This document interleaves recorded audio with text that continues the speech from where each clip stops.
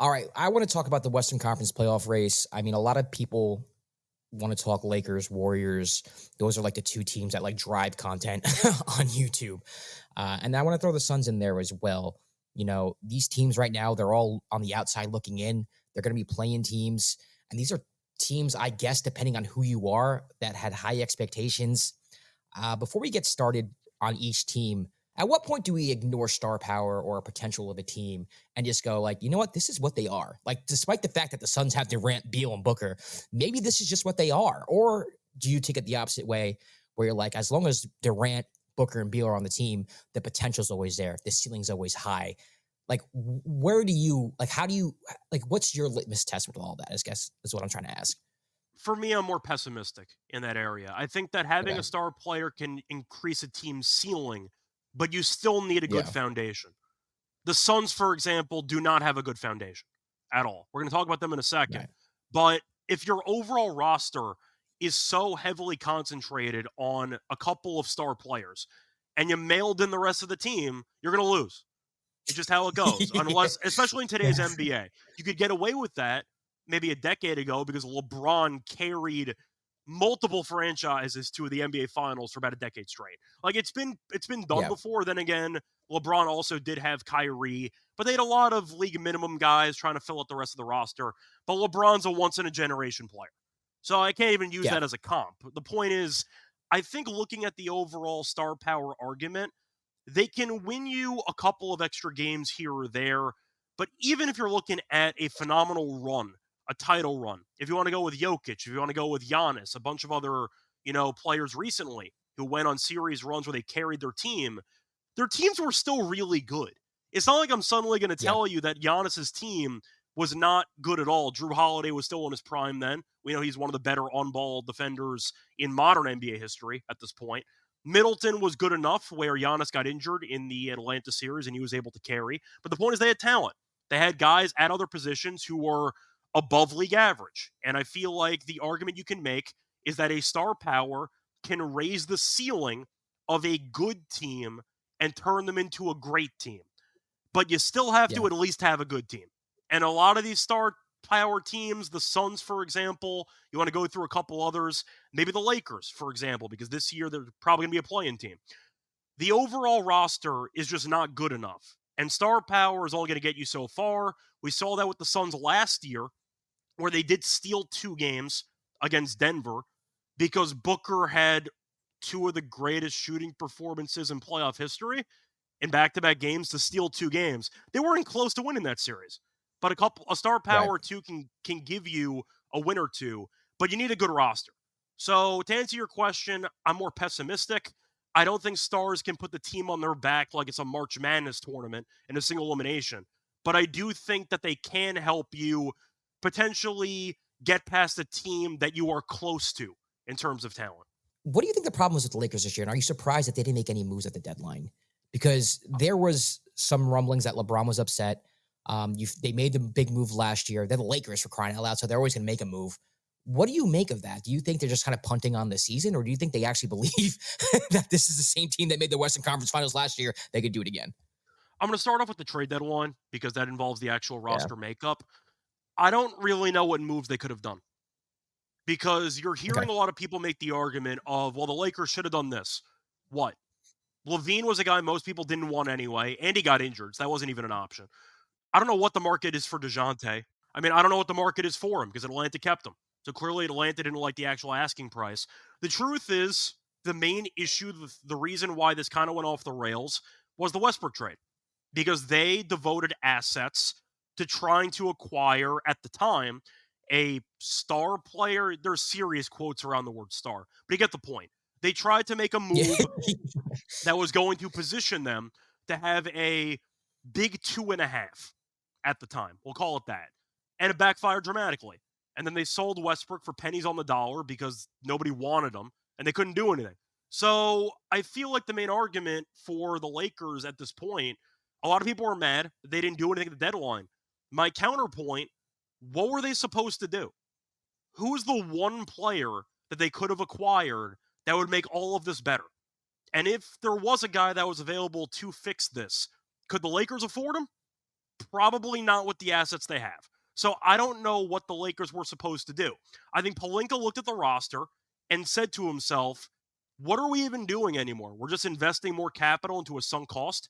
I think he decided we're Yeah. better off either waiting the season out, seeing what happens, or just potentially realizing the writing's on the wall. So I actually was not that shocked the Lakers didn't make a move because I don't think they're good enough anyway. And to answer your question on what went wrong, this team's old. You know, LeBron's old. I can't believe what LeBron's still doing at his age. But I think the main It's problem you have with the insane, bro. Lakers It's is absolutely nuts. insane. It's nuts. It makes me feel so insecure about myself and my age. I'm younger than LeBron, and this motherfucker is just dunking on everybody, scoring 35 points a game in an NBA season. I'm here just like struggling to get up after I do 10 minutes of working out. It's embarrassing, but sorry. Yeah, Go ahead. the point is, that I think one thing I got to talk about to shift some of the blame, I'm not going to blame it on coaching. I think Darvin Ham's a terrible Okay. basketball coach. I think he's a terrible He basketball is. coach. This team has bigger problems. You can put a good coach on this team. The roster's not very good. It just is what it is. Okay. Now, if I asked you right now, who do you think the best player on the team has been this season? Who would you pick? LeBron. That's a problem, isn't it? I would say so. Yeah, he's not supposed to be your best player when he's 40 years old. It should That's be an Anthony indictment on Davis. Anthony This should be Davis. Anthony Davis. That's Yeah, my I problem. agree. I think Anthony Davis is Yeah. just not consistent enough to be a superstar top 10 player in the league night in, night out. And based on how the roster is currently positioned, they need him to be.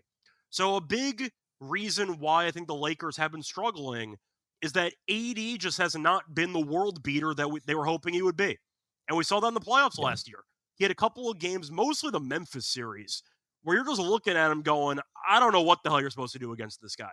He's punting every shot. He's walking into 30 and 12 every night. Jaren Jackson had nothing he could possibly do, and he won Defensive Player of the Year. And then you get into the series down the road, and AD's getting destroyed by Jokic, and you had the running joke of the Jekyll and Hyde Anthony Davis. Very good game, very bad game. Very good game, very bad game. It just alternated.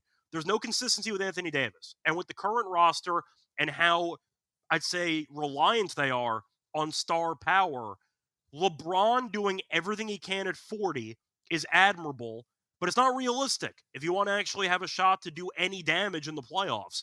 They need Anthony Davis to play like Anthony Davis on a night in, night out basis. And for whatever reason, not just against Sabonis, he can't do it. I don't know what it is. It seems like he has a couple of games against some teams like the Warriors, for example. I know he got injured recently. We'll see what happens there. Where AD can show you, maybe in a game or two, oh, he's still got it. You look up, he's got 35 and 20 and 5 blocks, and you're like, all right, if he plays like this, they're going to dominate. He doesn't play like that enough.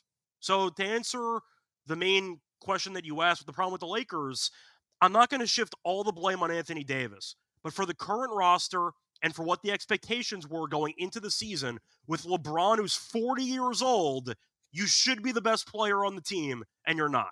That's the problem. Yeah, I think that's great analysis, man. And I especially think that was the plan, too, once they signed Anthony Davis, and especially after their championship run, you're thinking, okay, this is going to be AD's team from here on out. It's been, 3 years since they won the championship now? Mm-hmm. And it just hasn't happened. And he's fantastic defensively. I think that's always the case with Anthony Davis. He's always fantastic defensively, but offensively, he's so confusing. He's just so, I don't understand why it's so on and off with him. Austin Reeves got off to a slow start as well this year. I think he's played better. But yeah, the Lakers, to me, it's interesting how last year, again, almost with the same roster, they made the Western Conference Finals. And this year, it's just kind of what they were in the first half of last year. And I think a lot of it is Darvin Ham, though. I'm not going to lie. I do think if they had a different coach, they would be a better team. I'm not sure they would be Western Conference contenders. But Darvin Ham is just not a good coach at all. I think his rotations are silly. I think he's, like, earlier in the year, he was very locked and loaded on Cam Reddish for whatever reason. And I don't say that as a Knicks fan who's jaded about Cam Reddish, but Cam Reddish should not be getting major minutes in the way that he was getting. Same with Taurean Prince, who was struggling throughout the year. I think Rui deserves more time in certain situations as well. I just think Darvin Ham just does not have a good pulse on the team. I don't think the team likes him. LeBron has made some comments in the media where it seems like he's unhappy with the coach as well.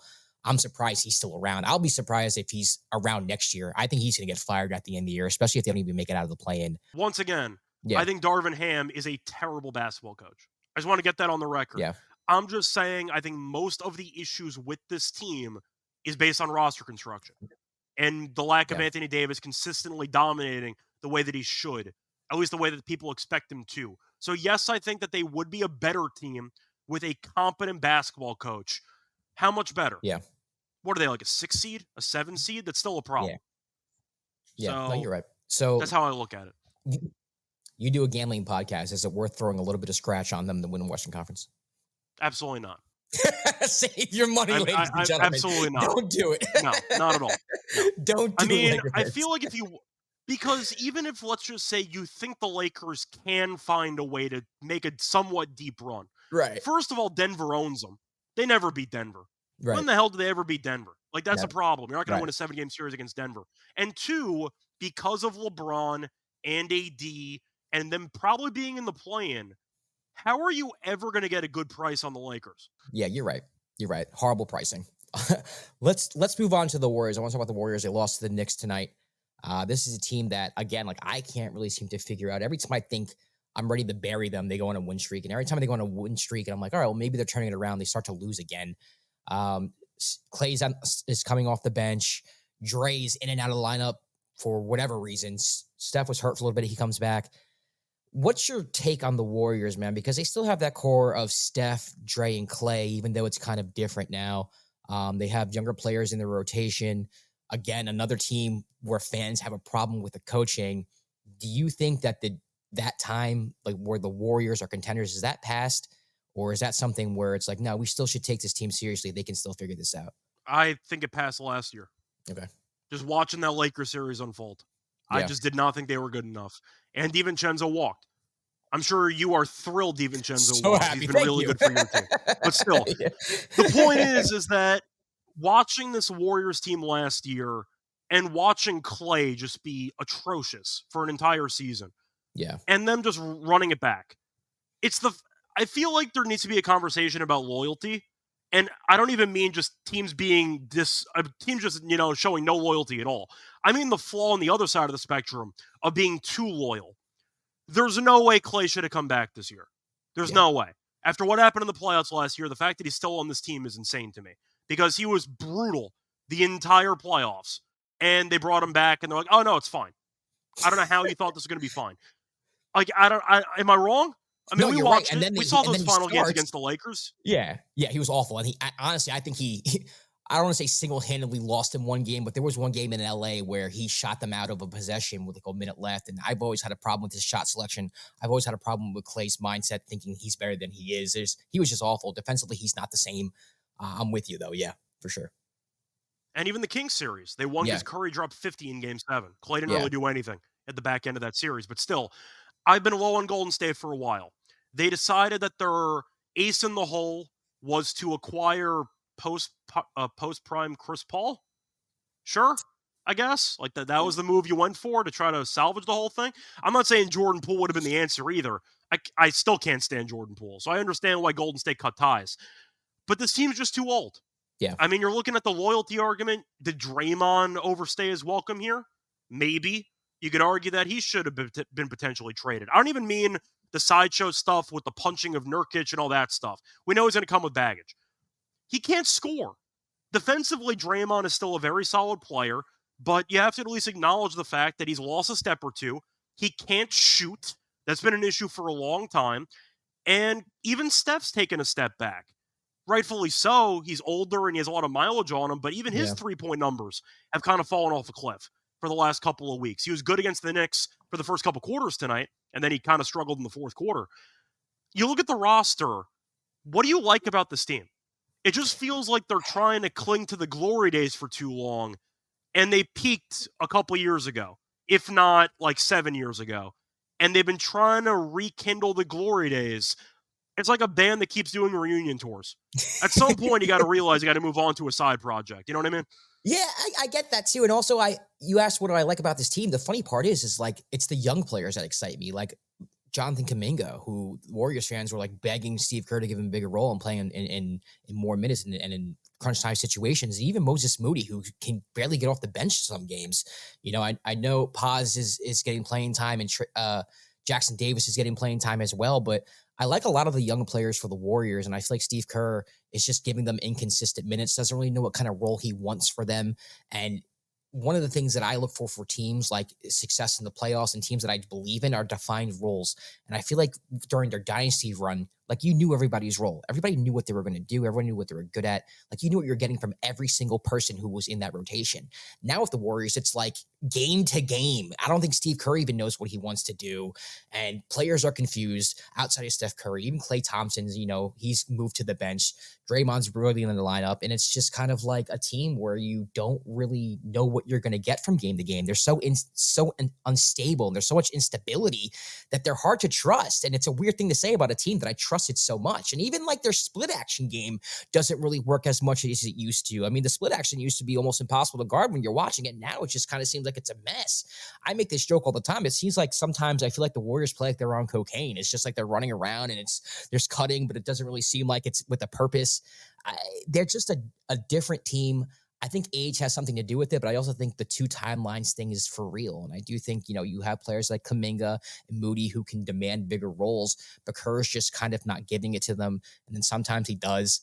And it's just one confusing process for the whole team. That's how I look at the Warriors, at least. It feels like this year should have been more of a transition year, Yeah. but they're so stubborn and they're so disillusioned by the past that they think that the glory days are going to keep living on. They're not.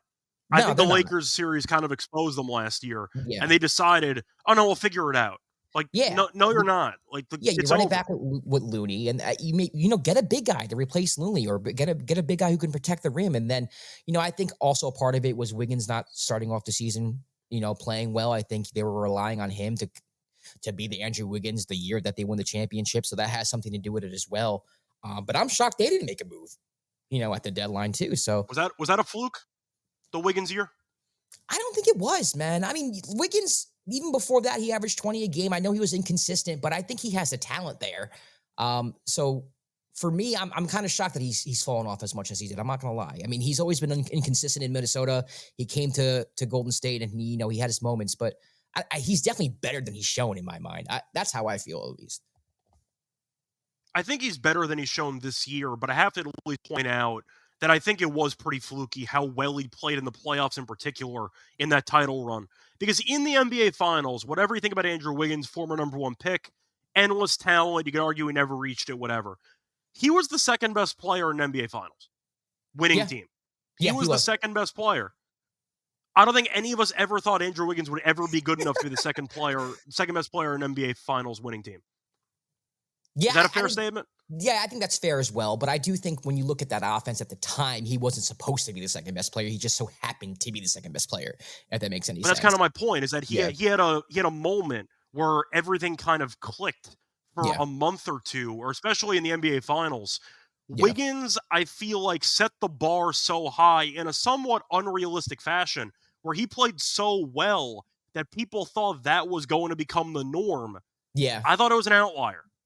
That's kind Okay. of how I look at it. People were hoping that Wiggins would be able to turn the clock back and to channel whatever the hell happened to him for about 2 weeks in that Celtics series.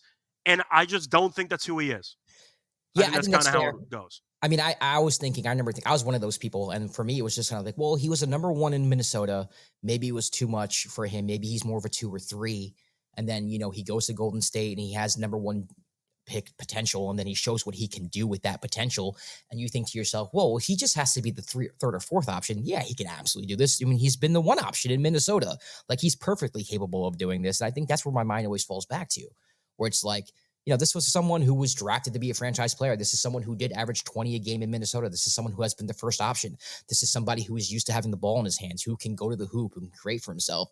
So that's where my mind goes. And I do think, again, I don't think he's as bad as he's shown this year. I think maybe it's more towards what he was in that Celtics series and in the finals and in those playoffs. Maybe not to that level, but at least close to it, man. I mean, I think it's fair to expect at least close to what he gave you. I think it's a mindset thing because the one thing Yeah. that jumped off the page in that NBA Finals series was the rebounding. Yeah. Wiggins was a monster in on the boards in that entire series. The issue I've had with Wiggins for a long time, and I've kind of grouped him with Harrison Barnes in the past because I think that there is I'd say a passive mindset with both players. If you remember Harrison Barnes in North Carolina, I saw a lot of similarities when I watched him play. Great athlete, he Yeah. could put up 40 in any given night, and yet you look up and he has 10 points in the final 2 minutes of the second half, and you're Yeah. wondering why have you done nothing the entire game? And that's kind of lingered for both Barnes and for Wiggins in their respective careers, where the talent is undeniable. It was definitely there, kind of pivoting more to Wiggins because we know what the upside was. He was the number one pick. They were calling him, what was it, Maple Jordan at the Yeah. time? He was Yeah. Canadian Jordan at the time. So there was a certain hope that he was going to be this elite NBA player. And yet you watch him play and he looks mentally checked out half the time. Yeah. I think that's the biggest issue I have with Wiggins. It's just a mental thing. He's just not wired the way that I would want a star player to be wired. All right. So is it smart to throw some scratch on the Warriors winning the West? Yes or no? I think you got a better chance of betting on them to miss the playoffs. Oh, okay. There we go. They're going to be a Are play-in those team. plus You got to odds? Would that remember, be plus odds for them to if miss the they're the playoffs? 9 or the 10, or I'll check right now. I don't have it in front of me. Yeah. If you end up taking the Warriors to miss, a reminder, if they're the 9 or the 10, they have to win 2 play-in games. Yeah. Not 1. They have to win 2. I think they're going to miss the playoffs. I don't think this team's very good. I'm with you too. We had a Dime Superlative episode previewing the second half, and they were my team that I picked to fall off a cliff. So we're in agreement there. All right. Finally, the Phoenix Suns. We talked about them earlier. Why are they so bad in the fourth quarter? It doesn't make sense to me. You have Bradley Beal, Devin Booker, and Kevin Durant. Although they don't really play much together, you do have 3 shot creators, shot makers. Grayson Allen's having a phenomenal year, by the way. I feel bad for Grayson Allen. Grayson Allen's balling out in Phoenix, and just no one's ever going to notice because they're completely mediocre this year. But what do you think it is? Like, why are they struggling so much in the fourth? Well, first of all, for Grayson Allen, he's been great. He found the time to be very efficient, and he taught Filipkowski how to trip people. So he's really been busy for the last couple of weeks. But The still, legacy lives on. point is, yeah, Duke legacy lives on. Still, for me, it's just about isolation basketball. We've talked about the Mavericks, and we've talked about some other teams, the Clippers, for example. Some teams just have to run isolation because all their star players, all they know how to do is isolation. Booker wants the ball. Durant wants the ball. Beal wants the ball. Are they going to do anything off ball? Probably not much. Maybe Booker a little bit, not much. The point is, it just feels like the Suns go stagnant offensively because everybody is going, oh, it's my turn. I got a one-on-one. I'm Kevin Durant. I'm Bradley Beal. I'm Devin Booker. This guy can't guard me. And they take a bunch of bad shots. Not to mention the fact that they're just not a very good defensive team in the stretch of games. But offensively, Durant's had a brutal week. I'm not even going to talk about Durant for a second. I've never been a Beal guy. Same. I feel like Beal was always an empty calorie stat guy, where he would put up monster numbers on Washington and the team would suck. That was kind of the story of his career. Westbrook showed up, bunch of triple doubles. They were fun. They made the playoffs, actually. They got through the play-in, and they got smacked. I believe it was by Philly in the first round in like 5 in that year. But still, I've never been a Beal guy. He's had injuries. He's never healthy. They paid him a ton of money because they acquired the contract from the Wizards when they traded for him. To answer the fourth quarter questions, none of their guys do anything off ball, and all of their guys are on-ball scorers. Yeah. And when you rely on contested fadeaway jumpers, which is what Beal likes to do, what Booker likes to do. Booker goes to the rim a bit more than those other two, but still, it's a lot of contested shots and a lot of really ugly possessions that lack ball movement. So my main issue is shot selection and a lack of a proper offensive system late in games.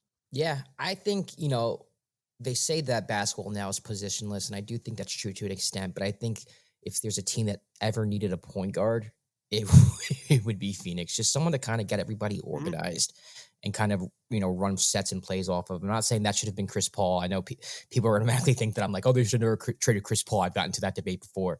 But just someone who can just organize an offense, man, who can get these guys into spots, maybe coming off curls or just whatever, some type of motion where you can give someone the basketball and you can trust to kind of make a play for somebody else. I feel like they're missing that because Tyus Jones. would have been perfect. 100%. Yeah. I couldn't agree with you more. Just something like that. It's one of those things where I think you have isolation basketball, which I do think is needed in the playoffs. Just because you're isoing doesn't mean that it's bad. A lot of people think that it's just kind of like, oh, iso basketball is just everything stagnant, which it can be. That is true. But if you have players who can go iso, it's a good thing. The problem is you can't do it all the freaking time. And pull up jumper, no matter who it is probably one of the more lower percentage shots that you can take, right? You rather an open three, you rather Especially a layup mid-range. Yeah, or going to the hoop. So, and last year, like you said, Devin Booker and Kevin Durant had games against the Nuggets where they were just phenomenal pull-up jumpers, and they still lost that in 6. So for me, it's a roster issue too, where it's like you might have the stars, but you don't have anyone to get you organized. You don't have anybody to run any type of offense. It's just kind of like a free-for-all every single time. And Frank Vogel's a defensive coach, and they don't really have much imagination on the offense because they can't. And then they have defensive lapses like they did against Milwaukee the other night, where they're just letting Bobby Portis go off on them. They're not really even rotating. They're missing assignments. They're losing their guys. They just don't seem to be in sync. They don't seem to be a team. Out of everybody who I watched this year, they just seem to be a group of individuals who just roll the ball on the court and just see what the hell happens. Like there's just no type of continuity whatsoever. Out of all 3 teams that we're talking about right now, I mean, I know that you're living in the past with the Warriors, and then same thing with the Lakers and what they were last year. But the Suns are the ones that I'm most down on because I just don't trust them to show up to do anything. They don't do anything consistently. There's nothing they can hang their hat on except for, hey, at times, one of our guys can be unstoppable at the moment, but that's it. Yeah, I'm going to remind you that Beal is currently in the second year of a $251 million contract. Oh.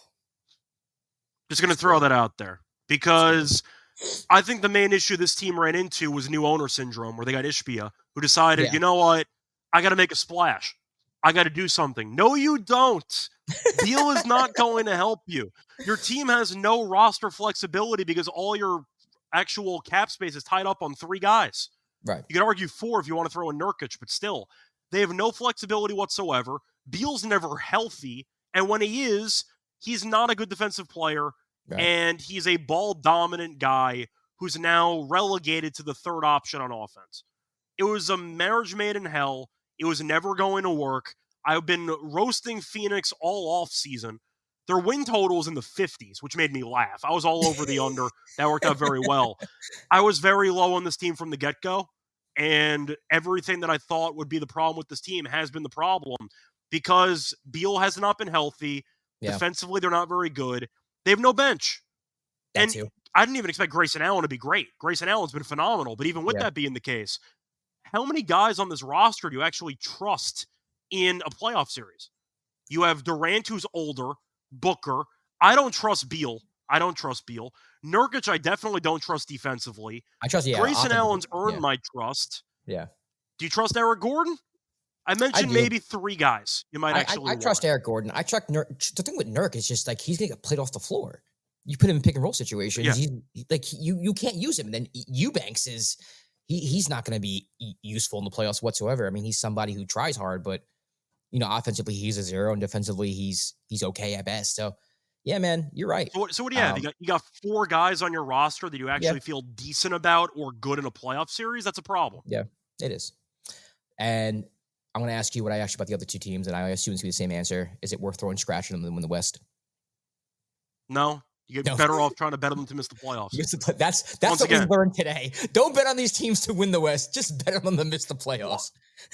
Well, that's the thing, though, is that the common theme is that we were focusing on teams in this episode that have drastically underachieved. Yeah. The point I'm trying to make is it's not fluky. These are bad basketball teams. Yeah. That's the point I'm trying to make, is that star power can only get you so far. And when your overall roster makeup is extremely flawed, and the Suns roster is extremely flawed. They have serious problems for multiple years to come, as long as that Beal contract's on the books. They don't have any moves. What are they supposed to do? They got Royce O'Neal for a bunch of second-round picks. Good addition. As a Nets fan, I can tell you right now, he's not Utah Royce O'Neal. He's not the same guy. He's better than the other 3-and-D options that Phoenix had at the time, but still, no. My main point for these 3 teams, don't get distracted by the star power and the name brand recognition. These are not good basketball teams. I'm not saying it's a changing of the guard because I'm still picking Denver to win the West, but still, there are much better teams out there, much deeper teams out there that I think would give these three teams problems for multiple rounds. That's my point.